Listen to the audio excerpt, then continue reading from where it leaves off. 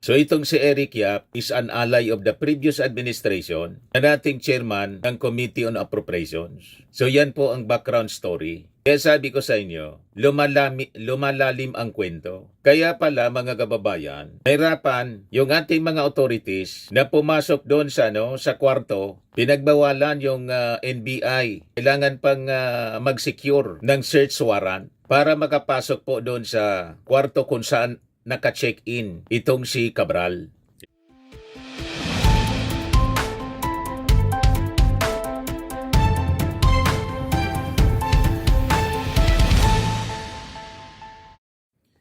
Hello po mga kababayan, si Dante Maravillas.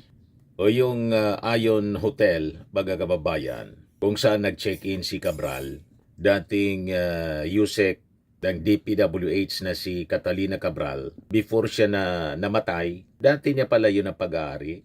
Yan mga kababayan, sabi dito sa report ng Bilyonaryo News Channel, Ion Hotel once owned by Cabral, later sold to Eric Yap, says Rimulya.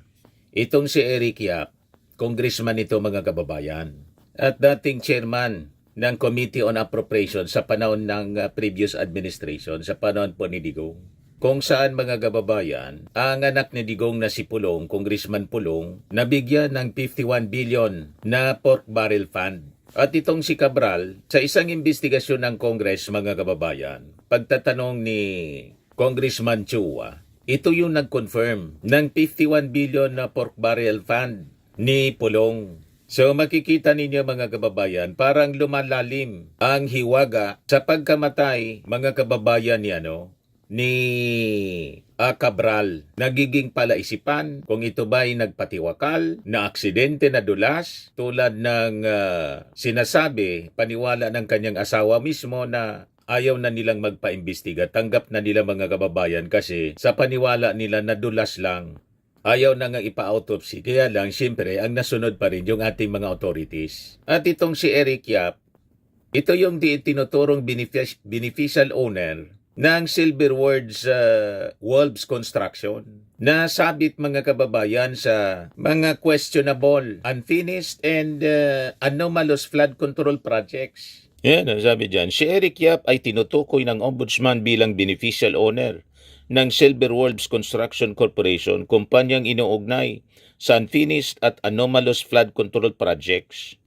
Mahigit 16 bilyon ang pumasok sa transaksyon ng Silver Wolves mula 2022 to 2025.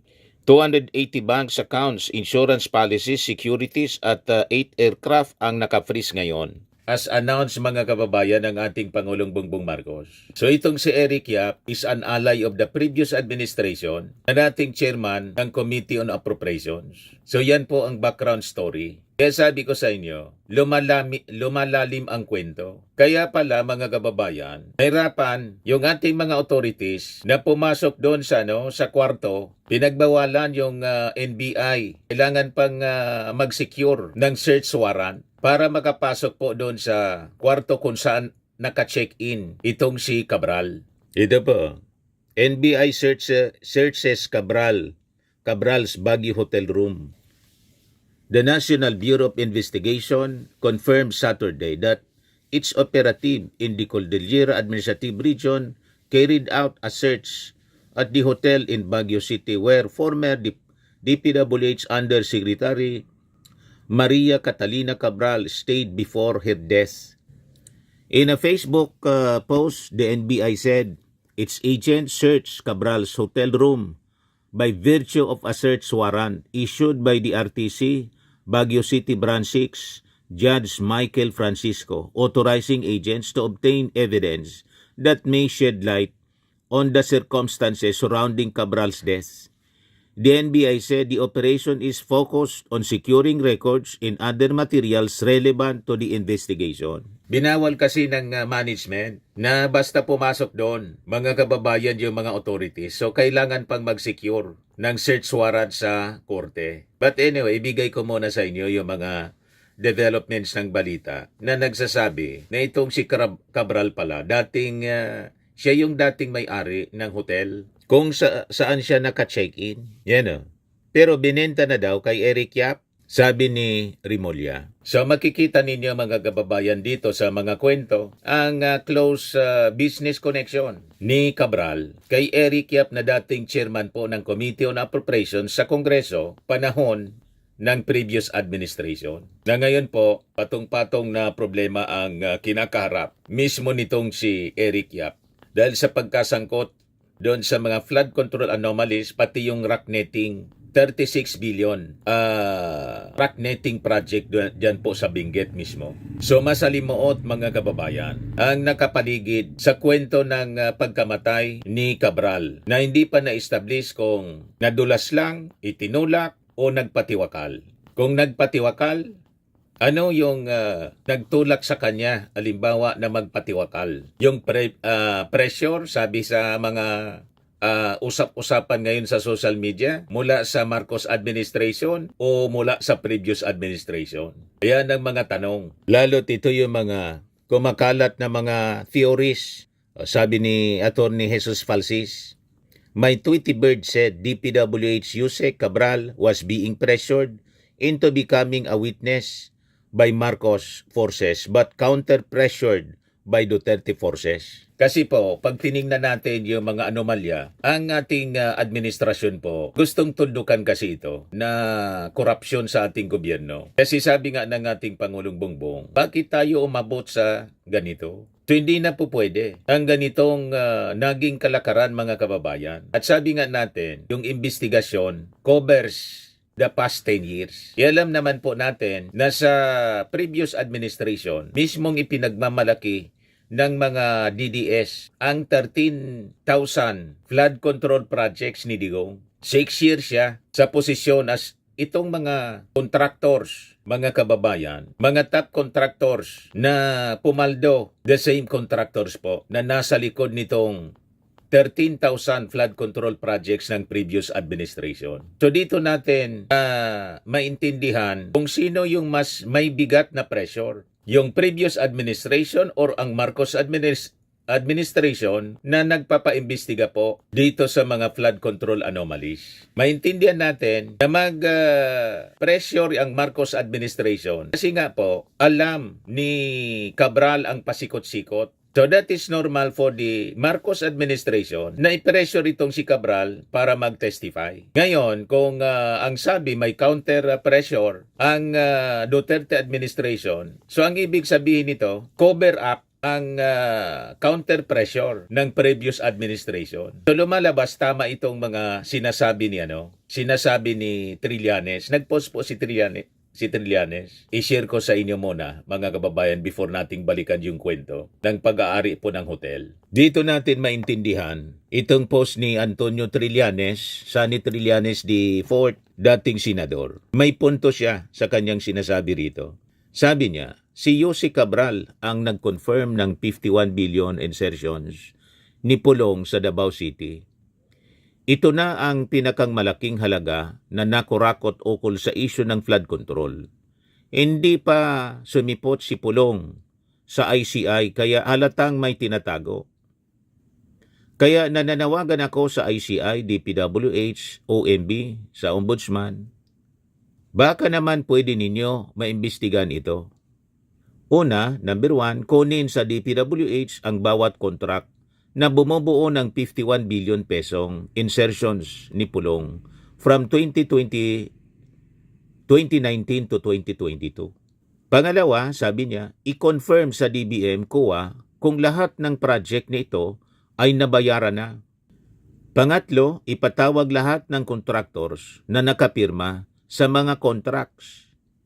Pangapat, samahan ng contractors at district engineer sa Davao City para ituro nila kung saan ang eksaktong location ng mga nasabing 15 billion pesong projects ni Pulong. Panlima, i-check kung ang mga projects na ito ay ghost o substandard. Pang-anim, i-file ang nararapat na kaso. So, tingin ninyo, halimbawa ng patiwakal, halimbawa lang, kasi ongoing ang investigation because of pressures tulad ng sinasabi ni Attorney Jesus Falsis. Kaninong pressure mga kababayan ang may evil intention? Yung pressure mula sa Marcos administration na nagpapaimbestiga para tuldukan ang korupsyon o yung sinasabi ni Attorney Falsis na counter pressure. Na lumalabas yung counter pressure, siyempre, nagpapaimbestiga yung Marcos administration Madaling sabi, yung counter pressure could be pressure to cover up. So dito natin mga kababayan, maintindihan kung bakit napakaingay na ng mga DDS influencers. They're turning the table against the Marcos administration dito sa issue ng flood control corruption. So maintindihan na natin kung bakit ganun sila. So pwede nating basahin na ang kanilang mga pag-iingay is to cover, turning the table against the president to cover up the 13,000 flood control projects na pinagawa ng previous administration na nakita naman po ninyo mga kababayan. Despite the 13,000 flood control projects ng Duterte administration, sige-sige pa rin po ang pagbabaha. At ang sabi, napakaraming alam dito sa mga flood control projects na substandard singgos, ito pong si Yossi Cabral. So lumilinaw na mga kababayan. At siyang pagpunta niya doon, mga kababayan sa sa Baguio City, kasi taga Quezon City siya.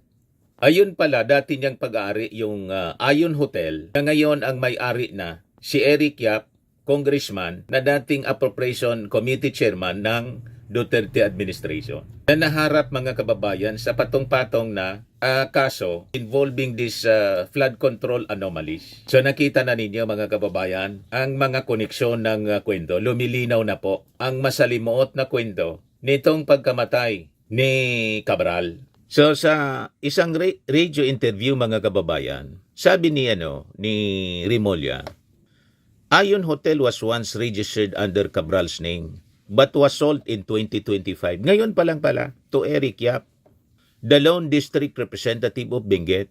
Remulla said the transaction establishes that Cabral and Yap had a prior business relationship. Close sila, mga kababayan.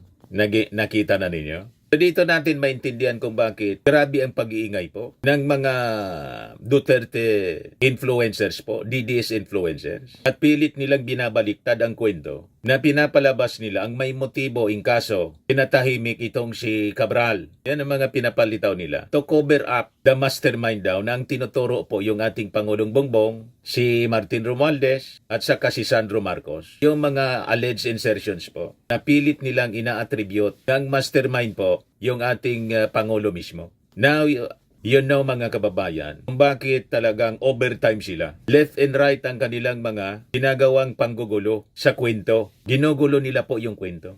To cover up the real culprits, mga kababayan. Yung sabi dito po sa balita, Remulla said, the transaction establishes that Cabral and Yap had a prior business relationship. Authorities have since secured a search warrant for Ayon Hotel after its management initially refused to turn over documents and CCTV footage that investigators said could aid in determining the circumstances surrounding Cabral's death. Hotel management earlier claimed that the requested records were protected under the Data Privacy Act, but later clarified that it would cooperate with authorities through proper legal channels. Yap has also been linked to the alleged flood control project anomalies after being connected to Silver Wolves Construction Corporation, a contractor that reportedly secured more than 16 billion worth of DPWH flood control projects. The lawmaker has denied any involvement in corruption-related activities. President Ferdinand Marcos Jr. earlier announced that the Court of Appeals had issued a freeze order on Yap's assets, including those linked to Silver Wolves Construction Corporation. So lumilinaw na mga kababayan, kung may nag-pressure, halimbawa yon, paniwalaan natin yung theory yon, kung may nag-pressure kay Cabral, mga kababayan, na nagatulak sa kanya para magpatiwakal, alam na ninyo kung kaninong kampo galing yung pressure. Siyempre, ang motibo is to cover up. On the part of the Marcos administration, kung may pressure to testify, ang motibo siyempre ng Marcos administration is to uncover the truth about the massive corruption of flood control projects. Yan ang motibo ang motibo ng Marcos administration to uncover. Tama po? Yun ang logical reason of the pressure kung may pressure man. Kasi siyempre, that is normal. Marami kasing alam. Mas marami kay Bernardo, Yusek Bernardong alam itong si Cabral. Kasi nga po, matagal na siya sa DPWH. At ang kalakalang ganito, dekada na po. So ipakita ko po itong mga the scam na na-capture ng mga dumadaang nag-appeal kasi yung mga authorities natin sa mga motorista na baka na-capture yung pag-upo ni Cabral dyan sa cemented barrier dito sa Cannon Road. Nahagip nga po ng isa. Ayan o. So isinir ito. Ayan siya o.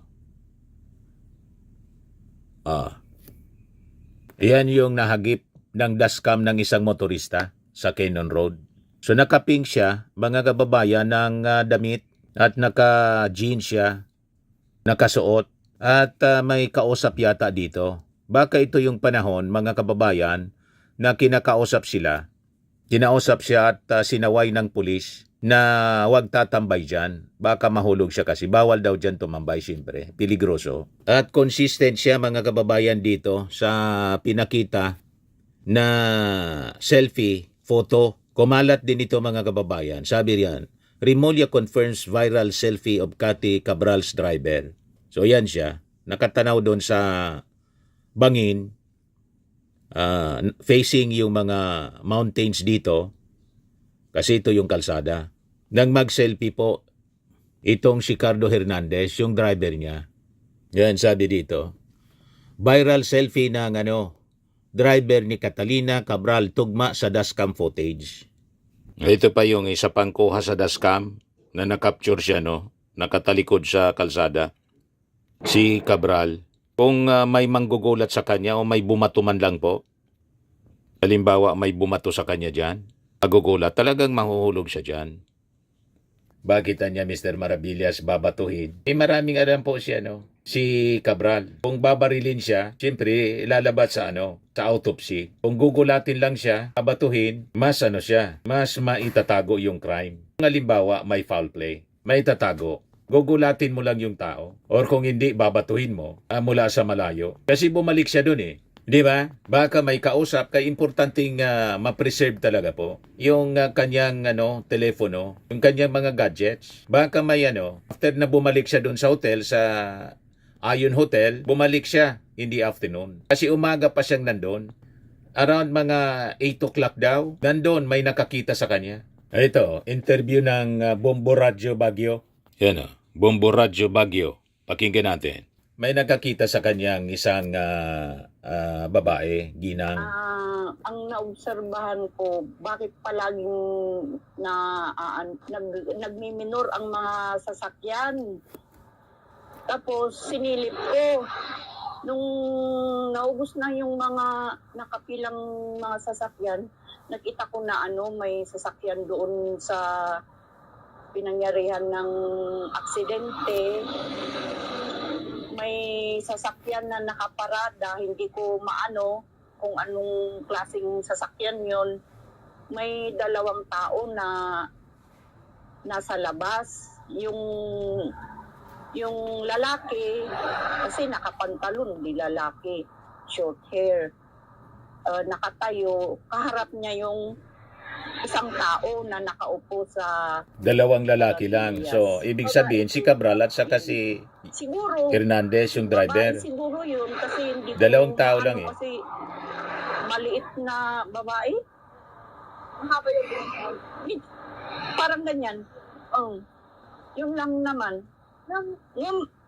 Yun sa mga past 8 siguro yun ng umaga. Past 8 ng umaga nandun na.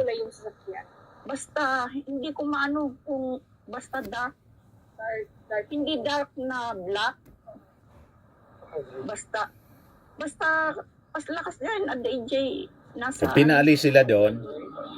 Tapos bumalik hapon. Kasi yung asawa ko, nakita niya rin yung sasakyan na yan, nagparada doon sa gasolinahan. Lampas ng gasolinahan. Nakita niya, inaano niya yung sasakyan kasi sabi niya, sino ba itong tao sasakyan na ito? Sino ang may bisita? Napansin niya. Kasi bumili ng sigarilyo. Nakita niya yung driver na bumaba, nakatsinelas. Kaya ng gabi ng ng gabing yon, inanong niya yung sasakyan at saka yung tao, sabi niya, ito naman yung nagparada doon sa Yun lang. Ma'am, natatandaan mo kung anong kulay ng damit yung nagtambay dito ng umaga? Red. Yung sa babae. Parang yung Hawaiian design niya, hindi ko maano yung eksaktong kulay, kung red o pink. Sa babae yun, ma'am. Yung nakaupo sa barandillas. Pero yung sa lalaki, ma'am, Red. red. Oo. Yung Tama, babae, sa lalaki, nakaharap red. dito Sa... Yung sa babae, kay Cabral, Nakatalibon. pink. Ay, nakaharap dito sa mountain side. Tapos yung lalaki, nag-uusap lang ganito. Ayun, yun lang po. Yun lang ang nakita ko. Hindi mo na nakita na bumalik yung sasakyan or umalis? Hindi na. Kasi ang ano ko, baka nagde-date lang, ganun, nagse-selfie. Mga anong oras mo napansin na wala ng tao doon, ma'am? Hindi ko na alam kasi hindi na ako lumabas. Hindi na ako lumabas na nag-ano. So, tugma yung kwento ng babae sa interview ng Bombo Radyo Baguio. Ayan o. Naka-pink at nakaharap sa mountain side. At ito yung selfie, mga kababayan, nakaharap naman doon sa bangin. Ang mag-selfie yung driver. Naka-read yung driver talaga. So, itong post ni Richard Hidarian, mga kababayan, may punto rin ito. Sabi niya, fact, former DPWH Undersecretary Cathy Cabral knew most about Duterte-era infrastructure projects. Mas marami kasi yung nasangkot na mga contractors at mga flood control, anomalous flood control projects sa previous administration. Kasi 6 years nagpasasa, mga kababayan, at walang nag-imbestiga sa previous administration. Hinayaan lang ni Digong yung mga ghost flood control projects at mga substandard. 13,000 mga kababayan. At malamang sa 13,000 napakarami doon ang mga ghost and substandard. Nakita ninyo yung sa Cebu? 2019, sabi ni Pari 4, yung mga substandard flood control projects doon and ghost.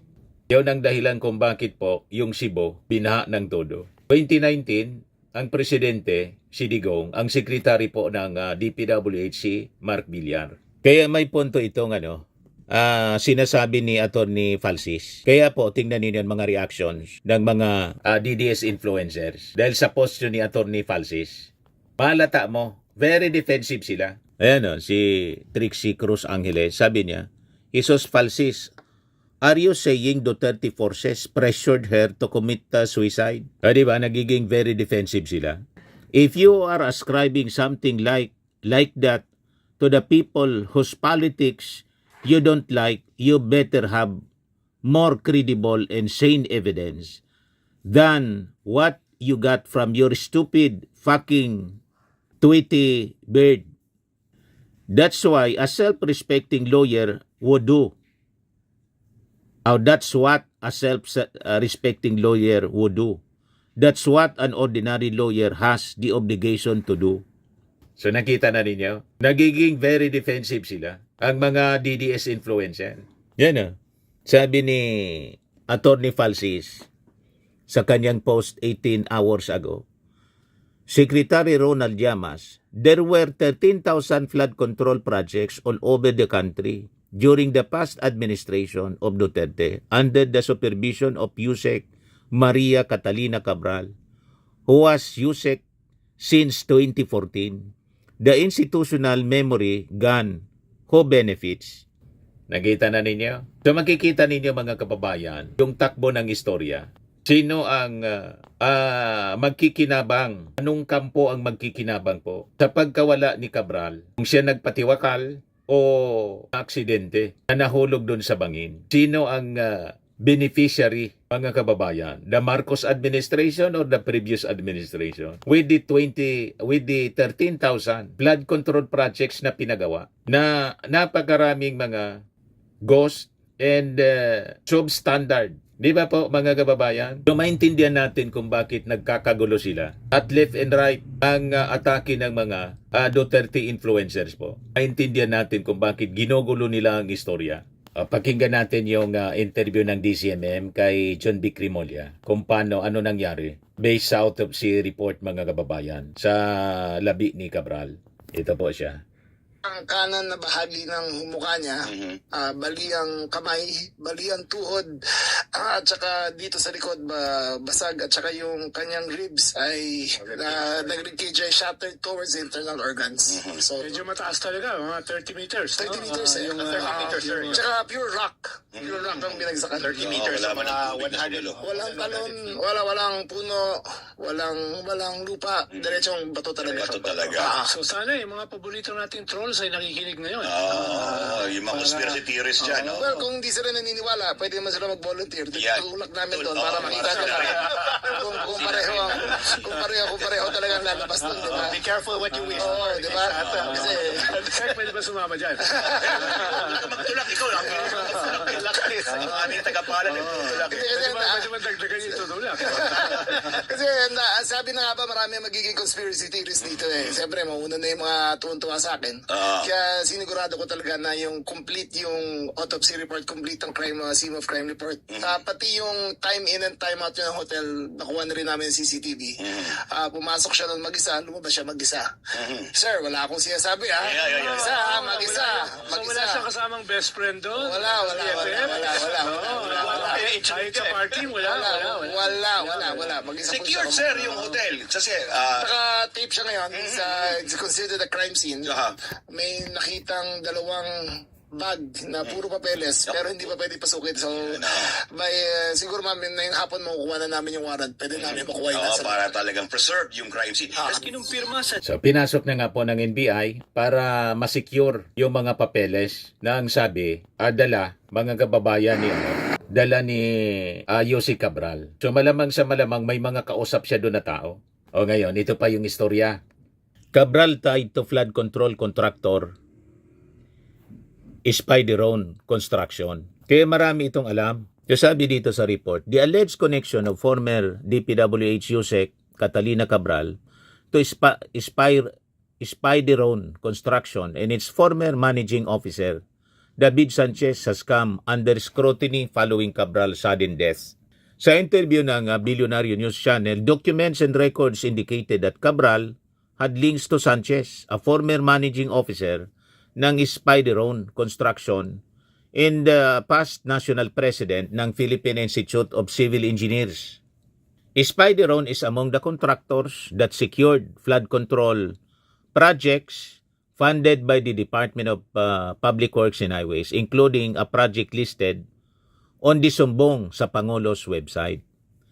Records show that Spideron Construction was awarded a 67 million flood control project for the improvement of slope protection structures along Kitangkil Creek sa Pampanga.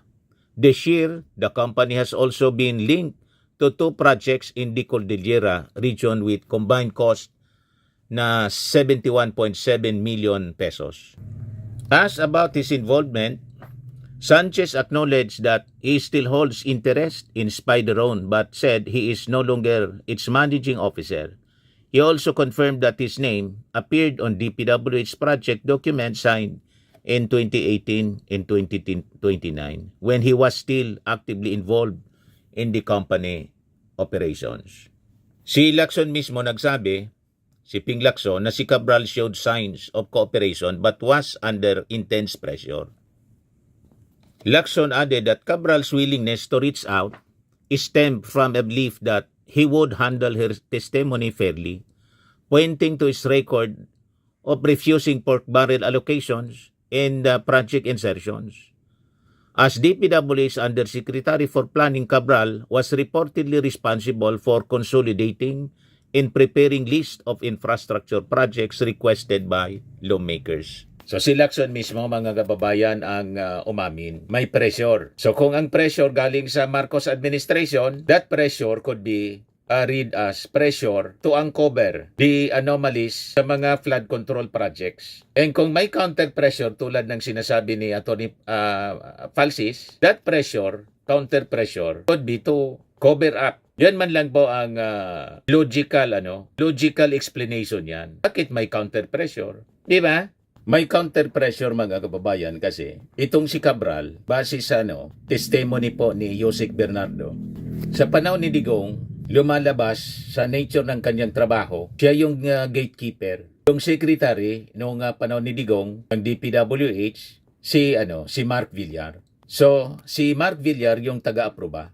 Gatekeeper si Jose Cabral ng budget programming sa DPWH. Siya yung may control ng NEP or National Expenditure Program. Sa antas ng ahensya, may kapangyarihang mag-alis tulad ng sinabi natin the other day, magdagdag, mag-modify, at magpasok ng mga flood control at mga infrastructure projects.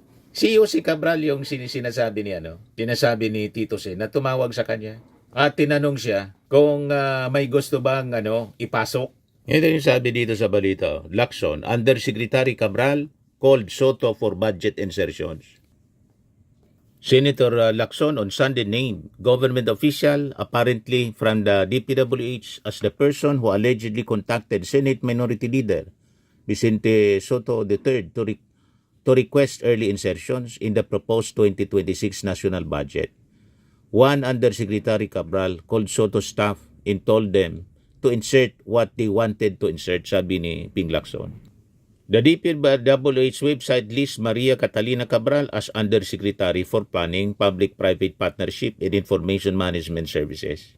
According to Lacson, Soto said he did not submit anything because we are advocating transparency and good governance. Madaling sabi, di pinatulan ni Tito Sen. So, madaling sabi, mga kababayan, ganun kalawak ang kapangyarihan ni Cabral at matagal na nila itong gawain. Kaya wala nang pakimi-kimi, direkta na siyang tumatawag sa mga lawmakers, congressman, senador. Nakita na ninyo? So, nung previous administration, sa testimony mismo ni Yusek Bernardo, itong si Cabral, lahat ng mga proyekto dapat cleared muna kay Cabral before na mag-approve si Mark Villar, secretary ng DPWH nung previous administration. So lahat ng nag-aayos, itong si Cabral ang pag-aproba kay Villar. At ayon kay Bernardo, ang sistemang ito institutionalized na at ipinagpatuloy pa after ng termino ni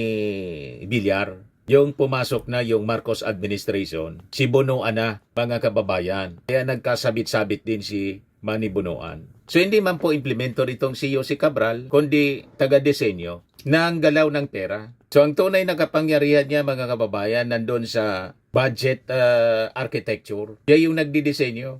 So ibig sabihin, alam niya kung aling proyekto ang biglang lumitaw. Alam niya, mga kababayan, kung anong project yung lamsam. Alam niya kung anong project yung may basbas at yung project na may pinanggagalingang politikal. Nakita ninyo? Tumatawag siya sa mga politiko mismo. Tulad kay Tito Sen, kaya lang inignore ni Tito Sen. At sa ganitong posisyon, alam niya kung sino yung mga nagkinabang. Kaya grabe yung pressure sa kanya nitong investigasyon na ginagawa, mga kababayan, ng present administration. At maintindihan natin kung bakit sabi may counter pressure from the previous administration. Ang pressure ng Marcos administration ay yung pag-imbestiga to uncover the truth. Comes now the counter pressure. Di ang ibig sabihin ng counter pressure is to cover up.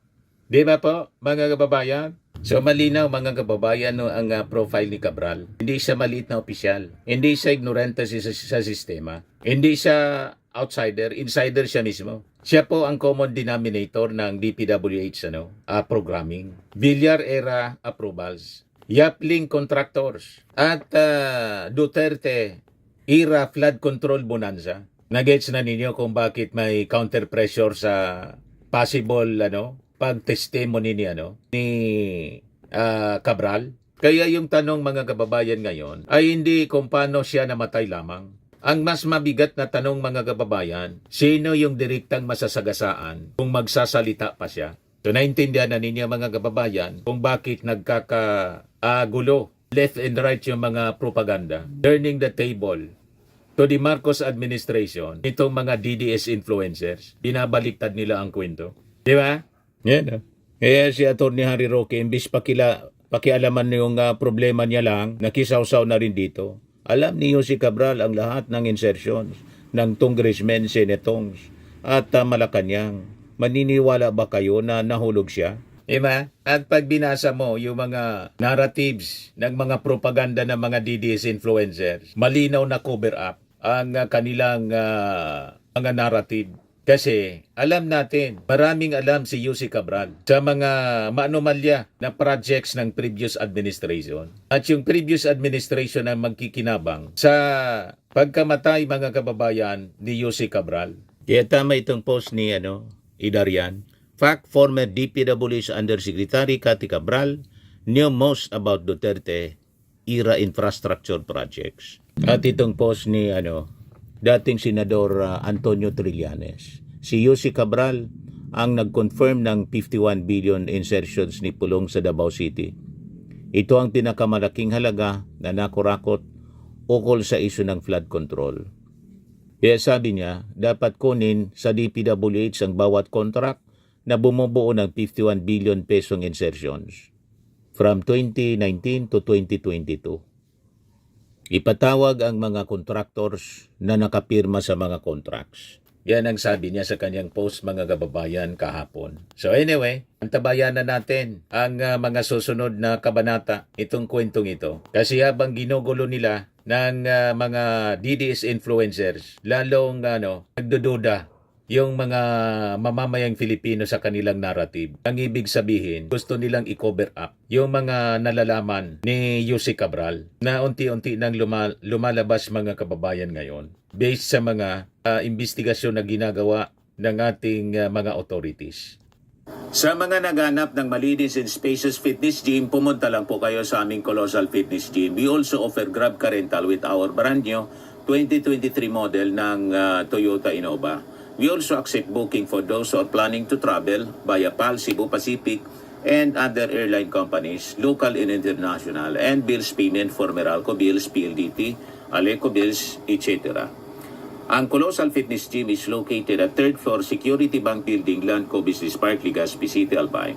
For inquiries, look for Chilon Maravillas, contact number 0966-802-0949. Yan yung aming Innova. Lagi na pong matao sa amin.